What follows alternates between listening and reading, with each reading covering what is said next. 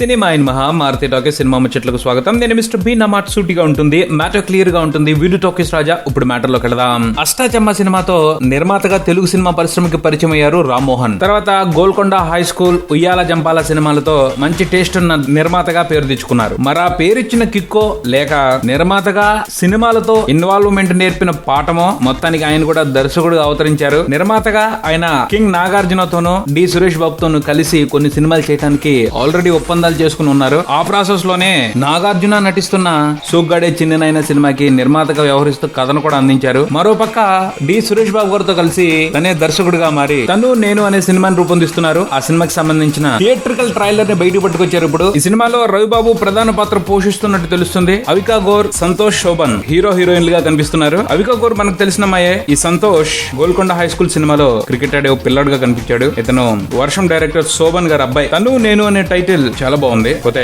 Teaser చూసిన తర్వాత ఏమనిపించింది అంటే అది ఇంప్రెసివ్ గా అనిపించలా, చాలా మామూలు ఫీలింగ్ కలిగింది. ఈ సినిమాలో జనాలు ఊహించిన కొత్తదనం గానీ ఫ్రెష్నెస్ గానీ ఉంటుందన్న ఫీలింగ్ ఏ కోసైనా కలగలేదు. అమ్మాయి కెరీర్ కి సంబంధించి ఓ ప్లాన్ మీద ఉన్న తండ్రిని, ఒక రకంగా మూర్ఖుడైన తండ్రిని ప్రేమ కోసం విసిగించే హీరో. ఈ పాయింట్ మీద తెలుగులో ఎన్ని కథలు వచ్చాయో లెక్కే లేదు. మళ్ళీ అదే పాయింట్ తో ఈ సినిమా కూడా ఉండబోతుందని క్లియర్ గా అర్థమైపోతా ఉంది ఈ ట్రైలర్ చూస్తా ఉంటుంటే. అక్కడి వరకే కాదు, లక్ష్మీ రావే మా ఇంటికి, సినిమా చూపిస్తా మావా వంటి సినిమాలకి క్లాస్ వెర్షన్ లా అనిపిస్తుంది ఈ తను నేను. రవిబాబు పాయింట్ ఆఫ్ వ్యూ లోనే ఈ ట్రైలర్ ఉంది. ఆయన బాగానే పెర్ఫార్మ్ చేస్తున్నాడు. కాకపోతే ఆ క్యారెక్టర్ కి ఆయన యాప్ట్ కాదేమో అన్న ఫీలింగ్ మాత్రం గట్టిగా కొడతా ఉంది. ఆ పైన కొత్తగా దర్శకుడిగా మారిన రామ్మోహన్ సినిమాలో రవిబాబు గారి చేత ఏదైనా మ్యాజిక్ చేపిస్తారేమో చూడాలి. సంతోష్ అవికా గోర్ పేర్ బానే ఉంది. సన్నీ ఎంఆర్ మ్యూజిక్ బాగుండిపోతుంది అన్న ఫీలింగ్ కలిగింది. ట్రైలర్ ని బట్టి అయితే ఇదో రొటీన్ సినిమానే అన్న అభిప్రాయం కలుగుతా ఉంది. ఇక సినిమాలో స్క్రీన్ ప్లే తో ఊహించని ఎంటర్టైన్మెంట్ ఏదైనా దర్శకుడు క్రియేట్ చేసి ఉంటే సినిమాని ఎంజాయ్ చేసే అవకాశం ఉంటుంది. చూద్దాం మరి